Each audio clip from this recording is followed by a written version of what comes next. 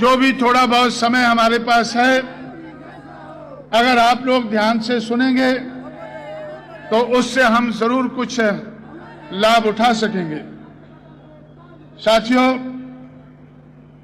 काफी बात जो मैं आप लोगों के बीच में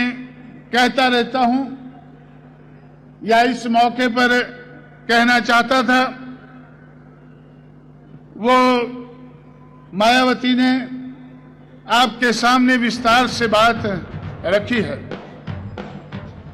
हम लोग बाबा साहब अंबेडकर के नाम को उछालकर, छुपाकर नहीं, ज्योतिराव फुले शाहू महाराज के नाम को उछालकर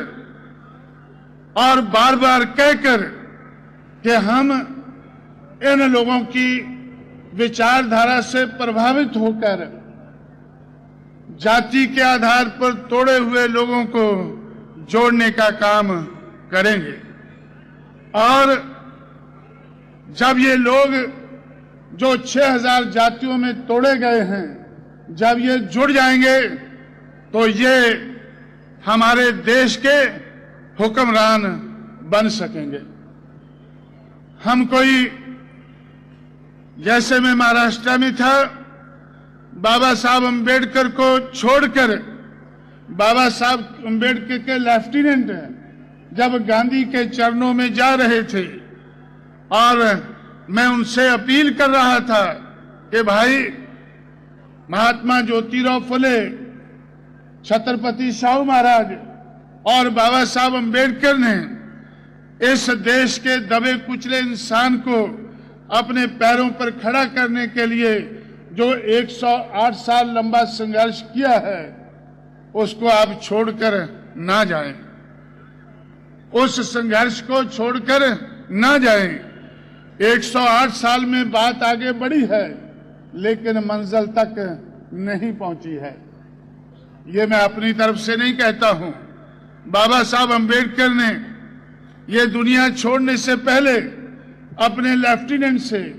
अपने मानने वाले लोगों से कहा था कि ये कारवां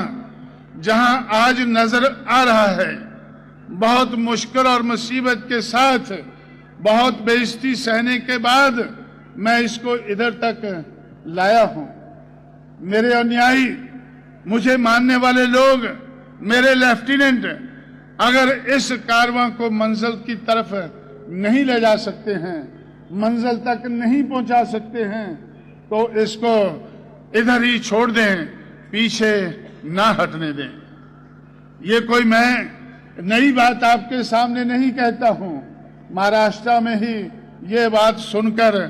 मैंने दूसरों को सुनाने का काम उत्तर भारत में किया था। जिस जगह लोग महात्मा फुले को बिल्कुल नहीं जानते थे, छत्रपति शाहू महाराज का नाम तक नहीं सुना था, बाबा साहब अंबेडकर को थोड़ा थोड़ा जानते थे लेकिन बिल्कुल नहीं मानते थे, ऐसे लोगों में जाकर जब मैंने उनके बारे में बताकर उनको रजामंद करने की कोशिश की और उनको मैंने ये बातें सुनाई, तो लोग आहिस्ता आहिस्ता हमारे साथ जुड़ने लगे। जब मैं महाराष्ट्र से उत्तर भारत में गया तो बहुत से लोग, मेरा विरोध करने वाले लोग, कांग्रेस के लोग ज्यादातर ये कहते थे कि जो मूवमेंट, जो मिशन, जो बाबा साहब अंबेडकर की मूवमेंट और मिशन जो महाराष्ट्र में खत्म हो चुका है, जो फुले का नाम लोग भूल चुके हैं और अगर याद भी करते हैं तो सब्जी मंडी में जाकर याद करते हैं। महात्मा फुले का अगर नाम याद भी करना है तो कोई सब्जी मंडी में जहां साग भाजी बिकती है वहां उनका बुत खड़ा कर देते हैं कि ये भाजी वाला आ गया है। तो इस तरह से साथियों, लेकिन महात्मा फुले को भाजी वाला, सब्जी मार्केट वाला समझकर मैंने उसके बारे में नहीं सोचा। मैं जैसे बाबा साहब अंबेडकर ने, जिन्होंने फुले की बायोग्राफी लिखी, उनसे कहा था